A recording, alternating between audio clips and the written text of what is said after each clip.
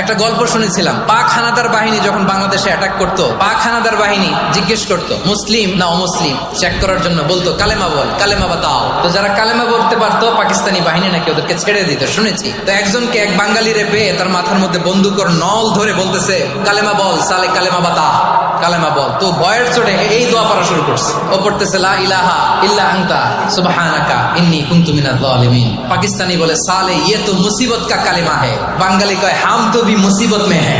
পাকিস্তানি বলে বেটা কোন দোয়া বললি, এটা তো মুসিবতের কালেমা। কয় আমিও তো মুসিবতে আছি, আমার মাথার মধ্যে বন্দুক ধরে তুমি আমারে কালেমা জিজ্ঞেস করো, এখন কোনটা কালিমা আর কোনটা কি দোয়া আমার হুঁশ আছে নাকি?